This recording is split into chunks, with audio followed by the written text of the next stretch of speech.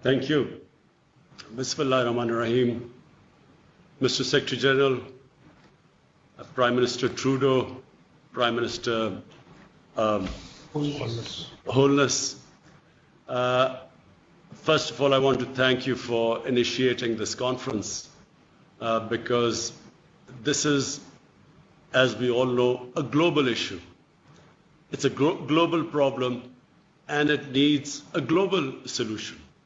So let me just start off by saying that when the virus hit Pakistan and we did the lockdown, everything came to a standstill, as it did in most economies of the world where they were trying to cope with stopping the spread of the coronavirus. And when everything came to a standstill, the biggest issue for us was how to look after the most vulnerable section of our population and the people affected in the non-formal sector of our economy. We in our country, out of a population of 220 million people, the vulnerable section of the society was almost 150 million people. Non-formal sector, daily wages, weekly wages, whose family depended upon them earning money so that they could eat. So we then started this big cash handout, one of the biggest programs in Pakistan's history. We doled out $8 billion to stimulate our economy and, of course, to give cash to the most vulnerable section of our society. But the problem was, and the problem is, we have falling exports. We have falling remittances. We were trying to big, ambitious plans to revive our tourism sector. All this took a nosedive.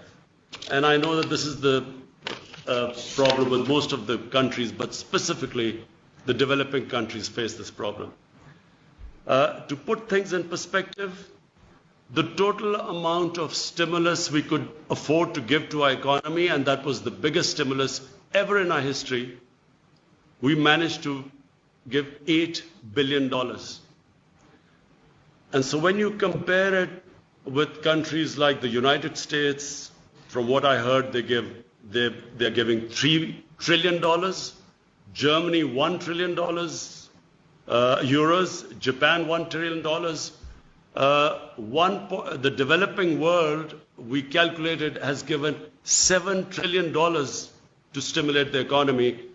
And when you compare that with the developing world, unfortunately, we do not have the fiscal space to revive our economy, to look after the most vulnerable section of our society. And in case of our country, we still have this huge, ambitious program of fighting climate change by planting 10 billion trees. So all this money got diverted into dealing with the effects of the coronavirus lockdown. So all I want to say is that it is very important for the developing world to, at this critical juncture, look after the people of the developing world which are struggling. When I spoke to the prime ministers of Ethiopia, of the president of Egypt, prime minister of Nigeria, all of them are facing similar problems to what we are facing. And therefore, I really welcome the G20 for taking this big initiative of giving debt relief. But bear in mind, this really has to be thought through. This stimulus, this help to the developing world, I'm afraid has to be much bigger than so far it is being envisaged. Because, you know, you have the developing world with 1.5 billion people. You have, the developed world, but you're the developing world with a population of 6 billion people. Unless the problem is dealt with holistically as a global problem with global solutions, the world is not going to recover from this recession if the bigger part of the world's population is wallowing into poverty. So therefore, I again, Mr. Secretary General, I congratulate you. I think this is again a great initiative. I want to, again, Prime Minister Trudeau, to you and the Jamaican Prime Minister, again, I want to say that this is, please pursue these initiatives. It is very important that the world, which became insular when COVID-19 hit the world, it's very important that the world now looks at this whole issue globally. And therefore, I'm sure if the developed countries put their minds together and treat this as a global situation, I think that we will all come out of it unscathed.